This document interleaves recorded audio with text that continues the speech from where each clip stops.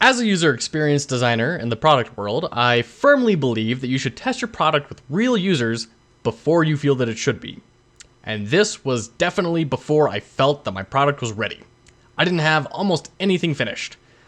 But I knew to trust my training, and that it was more important to find out how these pieces all fit together and were working for my target audience than it was to try and spend years trying to create something that was perfect and not figuring out that it was all wrong before it was all finished. So I quickly ran through and created a first scenario for the game to hold a test session in.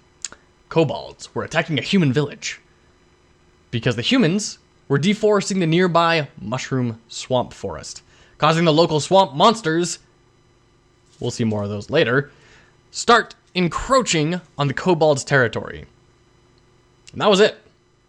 I made a loose character for my wife to playtest, and we were off to the races. This playtest actually lasted for several sessions, largely because I wasn't expecting just how much the player would want to roleplay with the other characters in the world. I felt that was because of both good and bad reasons. Good being that the world was interesting, and she felt in the shoes enough of her character to really want to engage with it. The bad reason was that I didn't do a very good job at keeping the story moving. I put a mental note in my mind just to remember to try and keep things moving a little bit more. This didn't seem to have anything to do with the rules that I had created. It was really just a DMing style, and I realized that I needed to fix that. All things being said, the playtest ended up being a huge success. Not because I had created this airtight design, but because I was able to learn so much about what was working and what wasn't. So let's go into that, and especially how I felt I had met the constraints and goals of the project upon reflecting on the playtest at the very end. So we did the playtest at a park.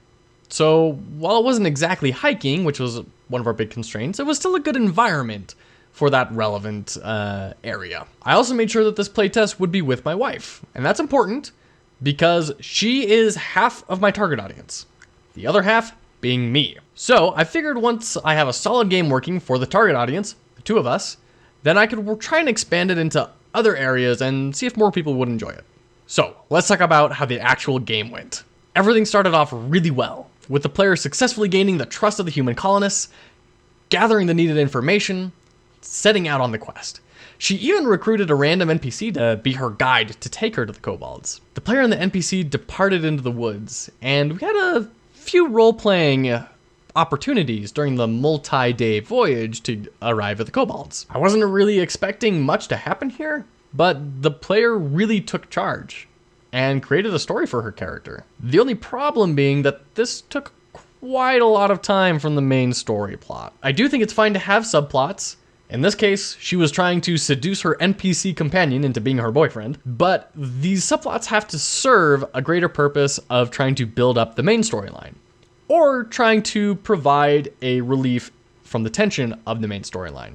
But in this case, we hadn't even started in on it yet, and so it felt a little out of place. More like it had just been a focus for too long, and once again, I didn't move the story along quick enough. I got lucky one time, and the player decided to go exploring at night while she was separated from her NPC guide. I decided this would be a perfect opportunity to introduce some drama and get the story moving again. I asked for a difficulty save to not get lost in the dark woods that she had never been in before. She failed. She wound up completely lost, and we began a suspense-filled chase scene as one of the main monsters of the adventure, the Swamp Goo Monster, chased her through the forest. Eventually, she ducked behind a fallen tree trunk and used her alchemical prowess to try to make an acid that would scare it away. She spun the spinner, and it came up with a +3. Adding her primary ability of alchemy, she achieved a 6 total, ensuring a successful brew, and so brewed a concoction of chemicals and hurled the whole vial at the beast, resulting in it being eaten away by the acid and turning and running. This was a great scene, and exactly what I was hoping the character system would help promote. This was a really big win, and we ended that first session there. A couple weeks later, we picked up the game again, and the player went through the rest of the adventure without too many difficulties. She managed to find an inn with the kobolds by being very observant, and sold herself as someone who had come to help, based off of their local traditions and religious practices. Eventually, she convinced them to join the human settlement, and that she could teach them how to fight the swamp monsters that were attacking their village.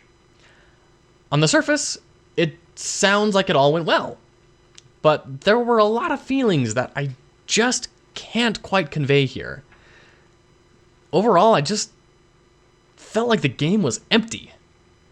I felt like it was basically cooperatively telling a story, not playing a game.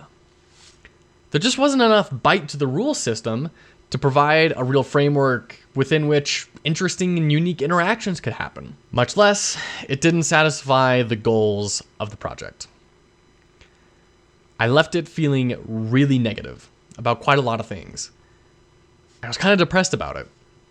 To tell you the truth, I didn't even work on the game for weeks thereafter. Honestly, probably closer to months.